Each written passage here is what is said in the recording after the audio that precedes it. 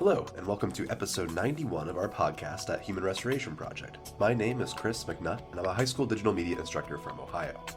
Before we get started, I wanted to let you know that this is brought to you by our supporters, three of whom are Brandon Peters, Aaron Dowd, and Tegan Morton. Thank you for your ongoing support. You can learn more about the Human Restoration Project on our website, humanrestorationproject.org, or find us on Twitter, Instagram, or Facebook.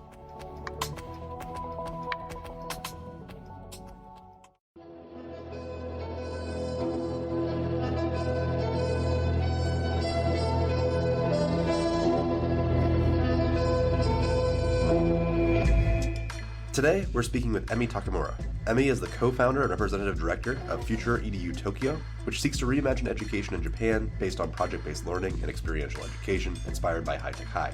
She is also the representative director of Learn by Creation, which provides professional development, conferencing, and networking for inspiring hands-on learning in Japan. Emi is a veteran entrepreneur who co-founded Peatix, a mobile event platform, and engages in many events on social entrepreneurship and startup funding. She's worked at a senior level in various financial firms and has been an advocate for female leadership, ethical investing, and reimagining education. Our conversation dives into what it means to develop a hands-on learning curriculum, how Japan and the US relate and differ, and how all of this should or shouldn't relate to the job market. Hi, my name is Emi Takemura. I am representative director of FutureEdu and the Learn by Creation. They are kind of similar to nonprofit organizations in the U.S. system, but essentially we're with both organizations, we're trying to advance the dialogue about the future of education by involving multiple stakeholders, from schools to teachers to administrators to governments to parents and people in the community. But prior to starting or embarking on my education journey, I was actually an entrepreneur and in the tech space for quite many years. I started out my own startup event platform in 2010. And prior to that, I used to work for large corporations like Amazon and Disney and McKinsey, working on the internet and technology space. So I'm a little unusual for somebody who's trying to really focus 100% of energy in restoring or advancing our education. But with our kind of age in technology where you can't really ignore how to look at our future by embracing technology, I feel like I have something to contribute at this juncture in our society. Of course, and your backstory is fascinating. I was reading all these different Q&As about you before we get started. I want to talk about your experience in entrepreneurship because I know that you specifically focus on social entrepreneurship and how that led you to thinking differently about education. So I started out my own company with other co-founders in 2010. And as you might know, in 2011, we had a really major earthquake that hit Japan, which caused, even today, 40,000 people to be displaced and living in, outside of their own hometowns and things like that. So the earthquake sort of really kind of changed everything in a way, like the way a lot of people look at the future of our society, that it's not as stable as we thought it could be like. So at that time, there's a lot of people who wanted to do something to help change our society. And even today also, but there's a lot of great sort of social good projects happening around Japan. So I felt that maybe Japan was coming to the turning point where, more people wanted to not just think and imagine, but actually do and create impacts. And it certainly happened to a large degree compared to like pre-earthquake. But I used to run a social entrepreneurship program for young people who wanted to actually make these ideas into more scalable concepts and adventures.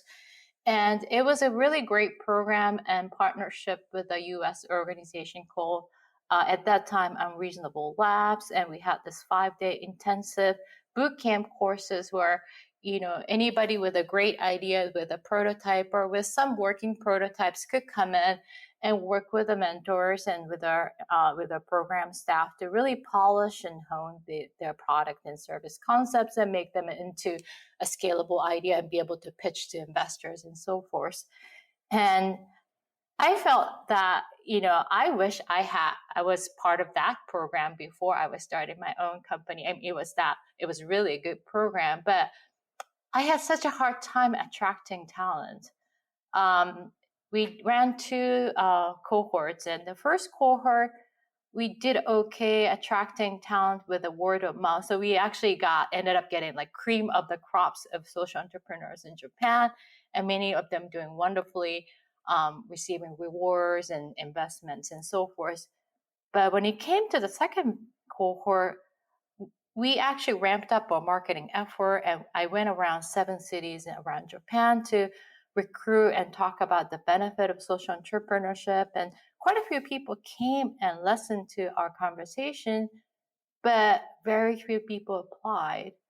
And that was kind of like my wake up call in terms of, okay, there are people who are, acting on their issues in hand, but so many people are just sitting on the ideas and not being able to realize what they think should be changed into their own realities. And that's when it hit to me really hard that our education system is really creating a smart people, but not be able to act on their beliefs. It seems very likely that although our students are being very well trained in, like, I guess, like liberal arts, they understand the basis of English, math, etc., they don't necessarily have the proper tools to navigate what is often referred to as the real world, or the connection to the community, or learning through, hands-on understanding. Yes, because I think it's really the iterative cycle of doing something with your idea, right? Either creating something or talking to someone and persuade and do something together, or, showcasing your work to the public. Whatever it is, I think our education sort of neglected the last mile of delivering whatever students have created to the real audience. So we kind of grew up without knowing the joy and also kind of scary part of doing that, right? Like you're sort of, when you're showcasing your work to public, it's a little scary, but it's rewarding at the same time. But if you never experience that, it's incredibly hard to kind of jump over the hurdle and actually do things for many Japanese people, especially the society itself is relatively compliant compared to probably that of the US. So our sort of system reinforces this concept of, people just being more compliant rather than acting on something on their own beliefs. That's so interesting, because like a common critique of the American education system is that it makes everyone hyper compliant. So it's interesting that you say that. And I think too that there's something to be said about when you make learning more meaningful and you make it more engaging with the community, you're also going to pull in the students who hypothetically never really wanted to learn those, I guess, traditional academics to begin with, people that just weren't engaged with school. When you bring in meaningful problems and then have students create meaningful solutions, that's going to engage way more people because it actually makes sense. I mean, the most common question people ask is, why do I have to learn this? Why does it matter? Who cares? Some will do it anyway, but some will just decide, hey, this doesn't matter to me, so I'm just not going to participate. You're doing this work with Learn by Creation, with FutureEdu. What are the goals that you have to build schools that are more unique and more hands-on, that fit the needs of the moment?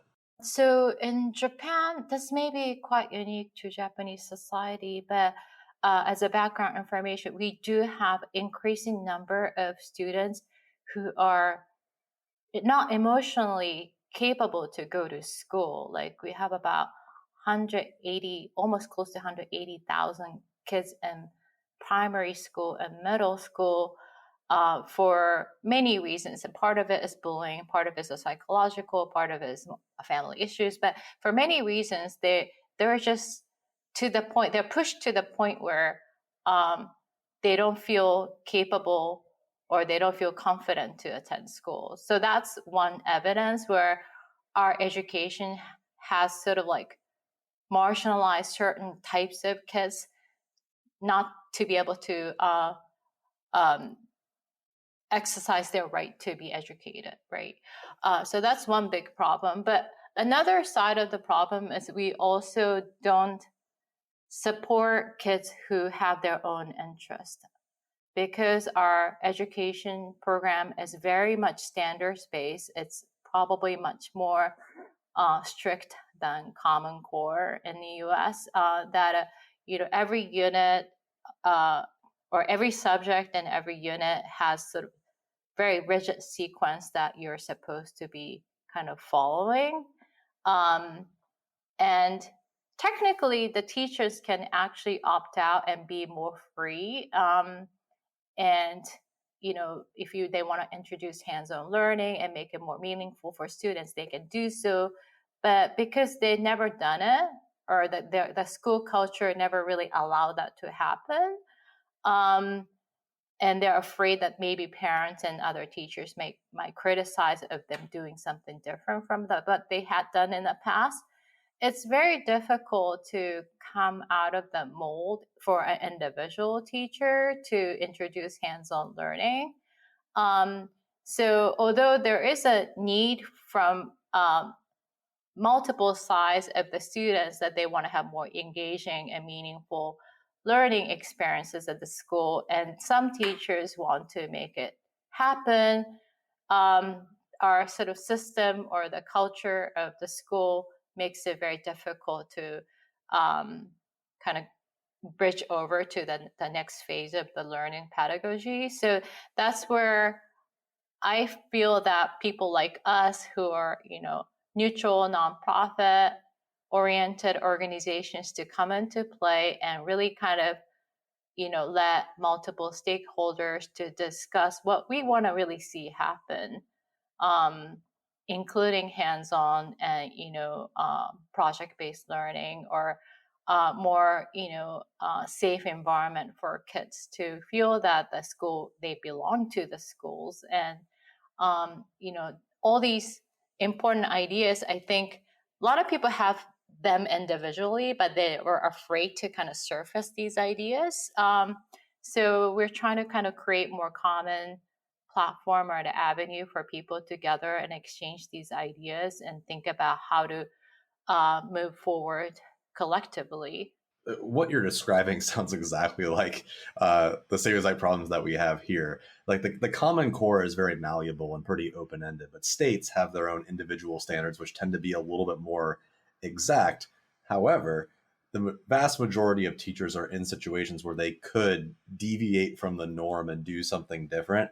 It's just not either the culture of the building or something is making them feel like they can't accomplish the tasks that are at hand. And usually the number one thing that comes up is standardized testing. Now, the perception I have of Japan, this could be entirely wrong, is that standardized testing is a pretty big deal, more so than in the United States. What is the current situation? Yeah, so Japanese schools are actually seat time based grading system. So they do have tests, but also like attendance and other factors matter for grading. So high stakes test is not so much for the school grades itself. Of course it affects, but that's not 100%. But where it plays a big role is the school admission to higher institutions, like from junior high to high school and high school to college. And because in our generation, I'm a parent, and in our sort of current parent of K-12 school kids generation, because we are sort of like ingrained to think that the better high school, the better college, better junior high, better high school. And we have this sort of like normalized curve of scores, like scoring each school, even when it's public school for high school. So if you're living in a small town and there's only 2 high school, everybody knows which high school is a better school. So parents who are interested in education of their children, they go, they go out of their ways to make sure kids are focused on these like memory skills of, cognitive ability and not so much on other stuff. And that's where kind of I see a lot of big problems throughout Japan, because the parents mean well, but the result doesn't really kind of necessarily show the success of the students, because the focus is overly on cognitive ability at the expense of developing a child as a whole person. It reminds me of, I went on a tour of Chicago schools a couple of years ago, and I toured all of these quote unquote elite schools, and they were aimed to be progressive, so like Montessori's, hands-on learning environments. And K through 5 was hyper progressive, but I mean, traditionally it always has been pretty progressive, play-based learning. But what was interesting is in Chicago, it sounds kind of the same. High schools typically had admissions policies, and you needed to take a pretty intense test to get into the most elite high schools. So as soon as students got into 7th and 8th grade, right before they were shifting to high school, it was no longer a progressive school. They might have said that they were Montessori, but they were just doing worksheets and prepping for that test the entire time. Because again, there's that faux perception that in order to be elite, this is the way you have to learn. So how do we then utilize these conversations, protocols, ideas to shift the framing of learning away from traditional test-based rote learning into something that's hands-on and experiential and community-centric? It's a very difficult question, but I think in Japan the biggest issue is really the college admission, and the positive sign is that there's still a long way to go, but there is a growing number of students who are taking non-traditional admission route to get into college. So these kind of non-traditional route allows them to showcase what they have done in terms of like research projects or more kind of hands-on or experiential learning as part of the application, as opposed to just taking the test. So I think we just need to really kind of shift the portfolio of college admission options, and hopefully we transition like a bulk of bigger chunk of the student's body into these kind of more portfolio based assessments or alternative assessments. I would imagine too that as we build more portfolio-based assessment, the issue we're running into is that students are getting to college, they're going for 2, 4, 6, 8 years, and then they're graduating, but they're not doing much with the degrees that they're earning to begin with, because they spent the entire time basically prepping for the next test. So they graduate, and then it feels purposeless. That's an acute problem in Japan, because like I said, every school or every faculty at every college has this like number against. It's a very arbitrary number, and it's not really necessarily accurate, but because it's so easy to digest, a lot of people look at those numbers and say, oh, for this college, this department has score 60 versus 47. Therefore, if I'm accepted to two departments, one is 47 and one is 60.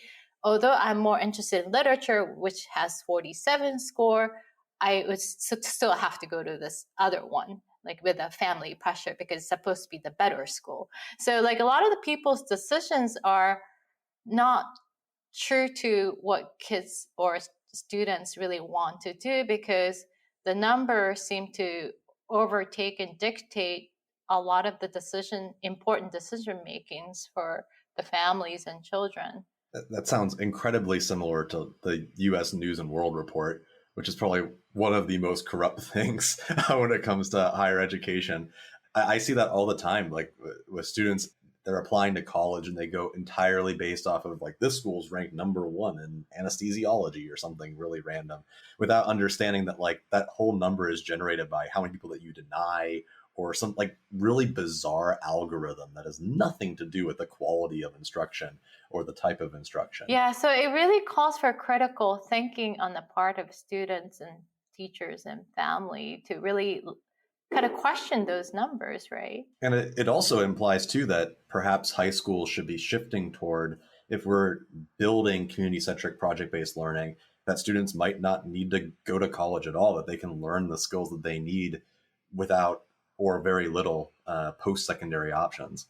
Yeah, sure. I mean, I think probably the US colleges are ahead than Japanese colleges, but I think the whole notion of, going to college for 4 consecutive years to complete a degree that they can't deviate from what they had originally thought at the age of 17 or 18, that I think needs to be kind of transitioned to a newer concept, because the world is so rapidly moving, and especially when kids exposure to real world and during high school years is so limited. I think it's quite natural for kids to change what they want to do with lives after first year of college, or maybe during a gap year. And I think we need to kind of give students more options to design their own higher education, as opposed to entrenching them into this 2-year or 4-year package program that they can't get out of at a very high price tag. So let's then kind of shift into imagining what that process looks like, using your organizations as kind of the example.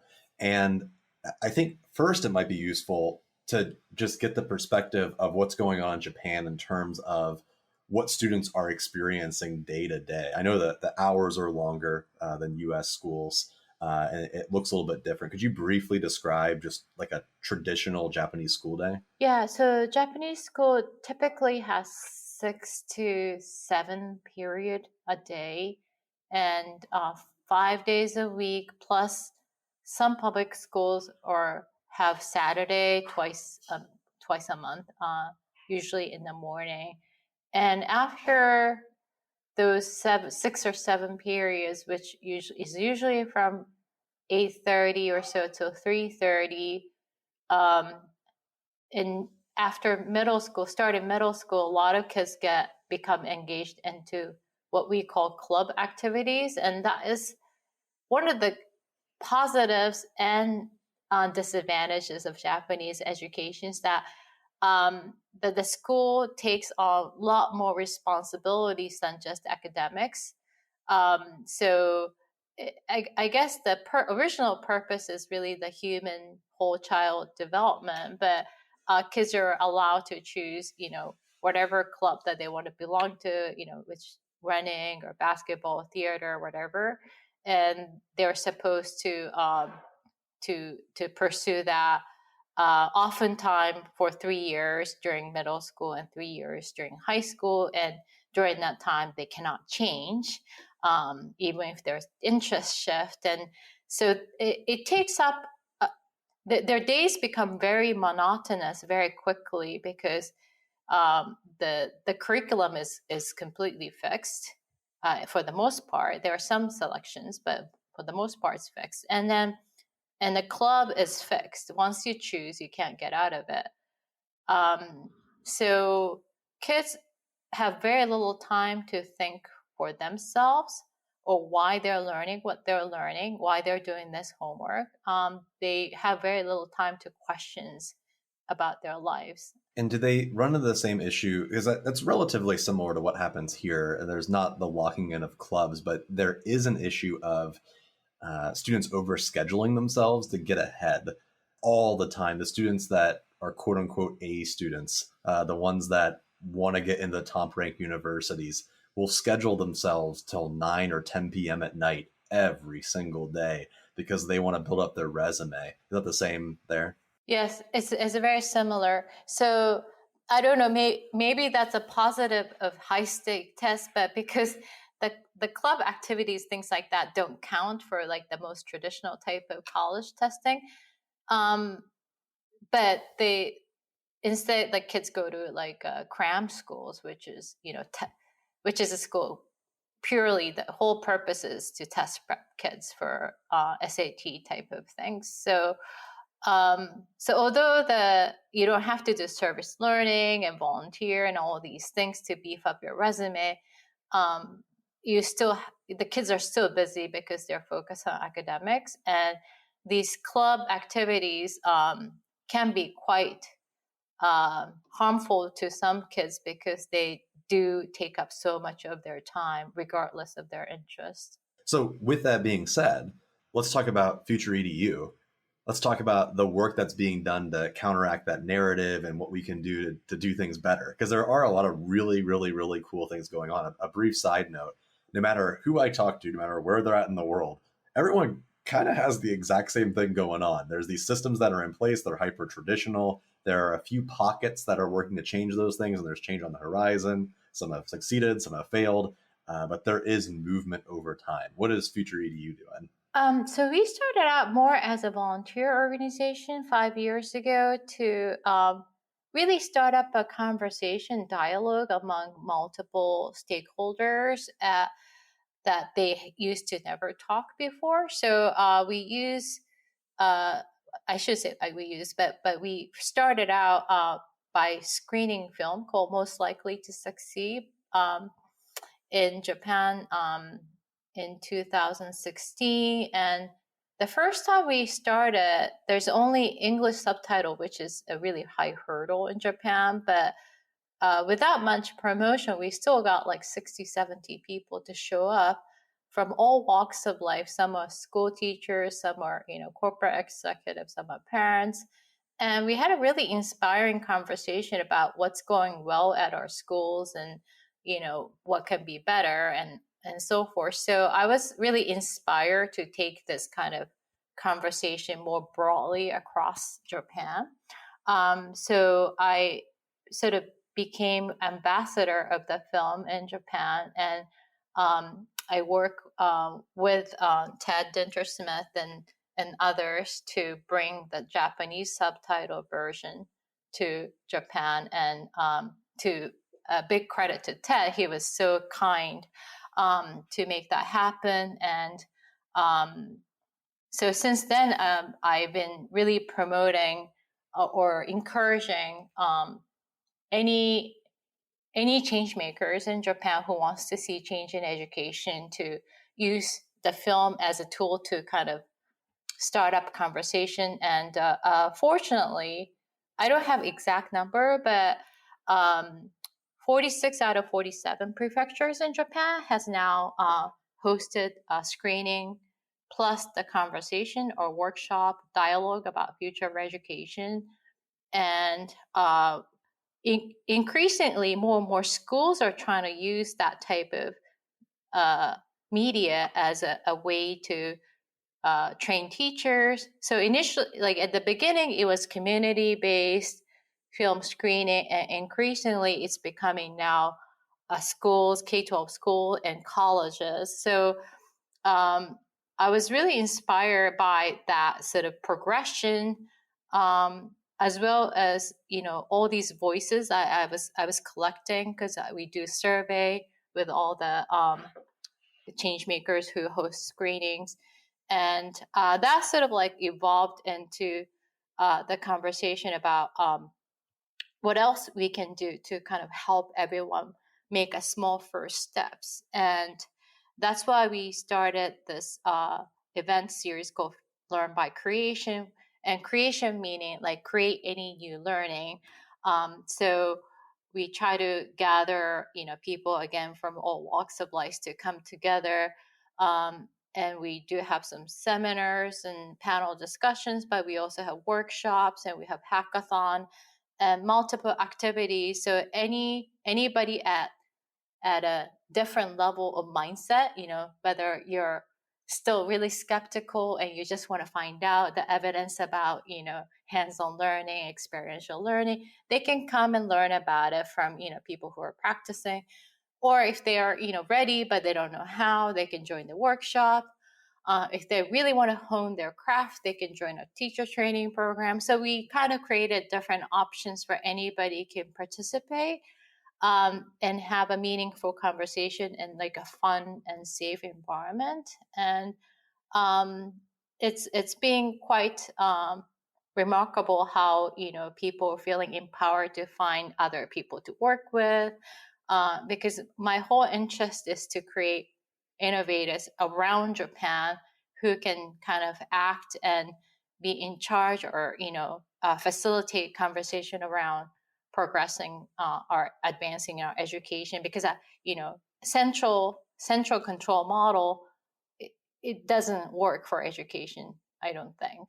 So we need to just empower everybody at a different regions in Japan who live in different circumstances and different culture.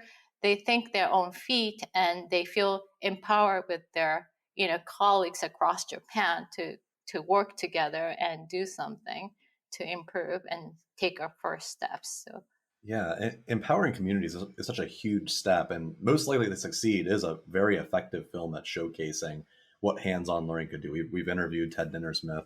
I've personally been to High Tech High now 4 times, I think, in the last like 5 years. Yeah, I keep heading out there, and it's really cool to go when classes are in session. You see students working, but I'm always taken aback by kind of a more natural look at what's going on. The film makes the implication that like all they do every single day is all this crazy stuff and it's always so wild, but it feels a lot different on the ground. And I actually found that very calming. Like kids still goof off, they still talk to each other, they still run around and be weird. And there's a natural flow to learning that does not look like kids sitting in rows and just listening to someone talk.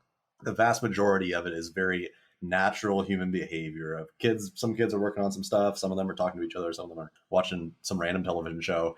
But over time, the teacher is guiding them and helping them to get there. As you're working with these different school leaders, these different innovators, etc., what, if any, changes have you seen in the classroom as a result of showcasing this film and speaking with them?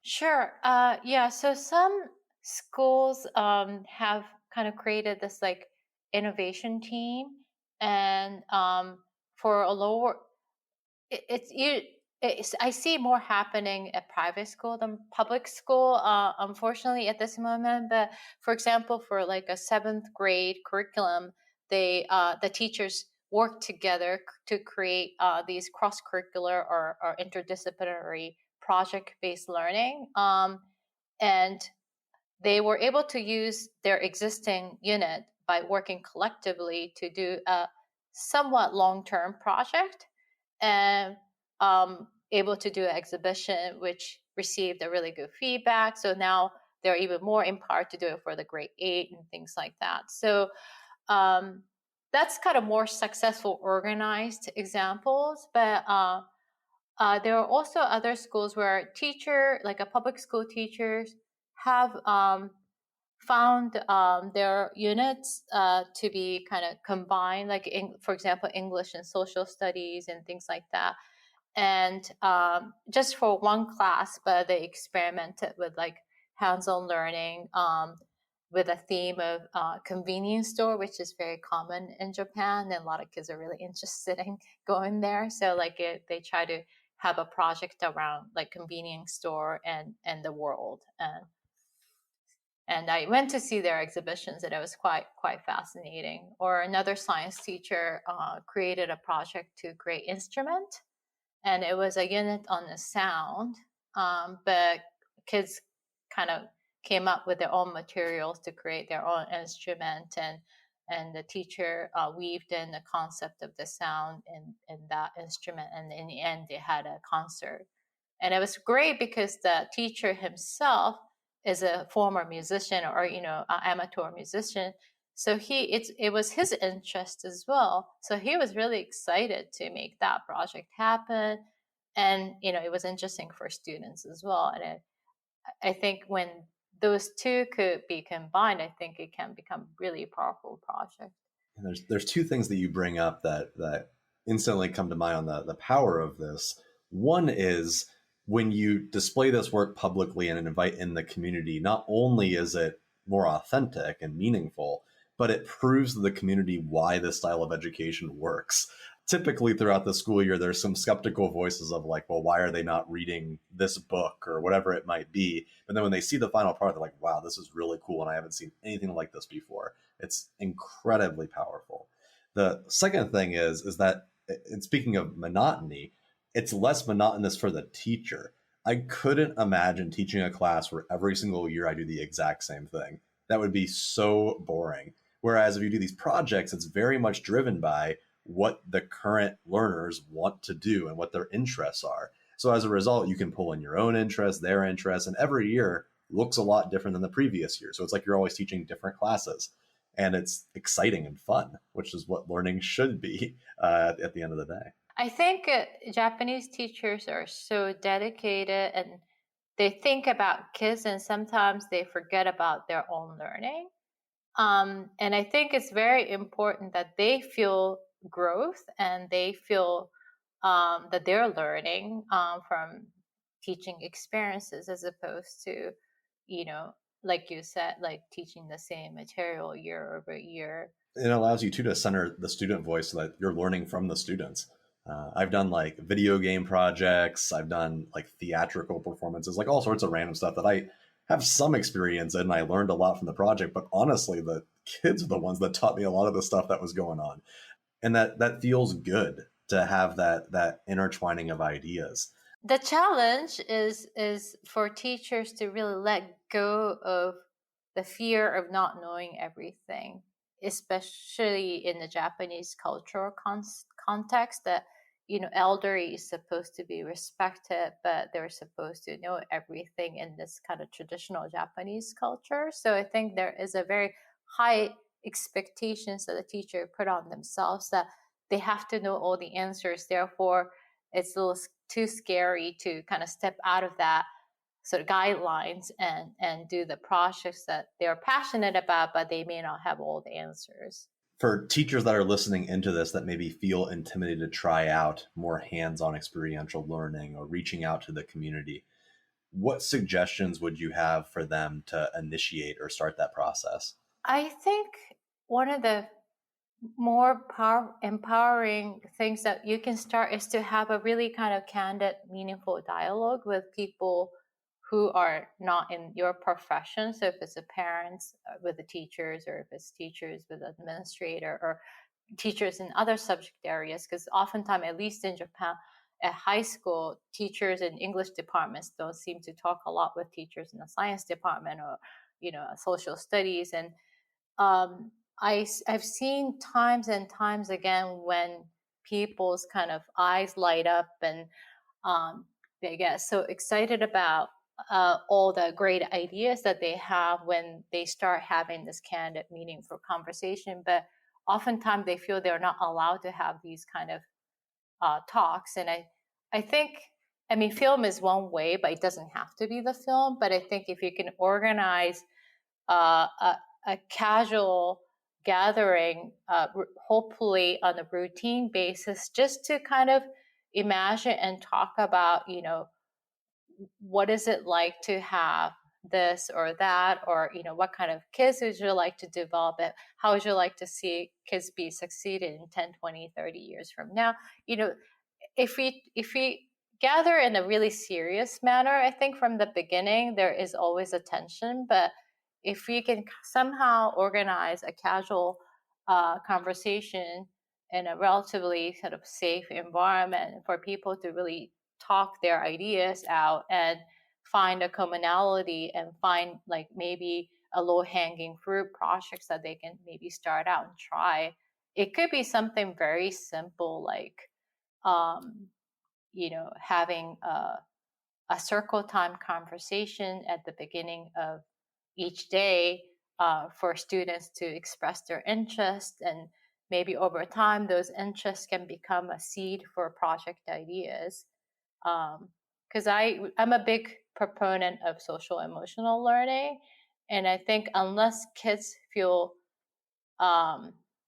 safe and free to speak their own interests to teachers and peers, I think even if there is a choice in voice, it's very difficult for students to express that during the project time.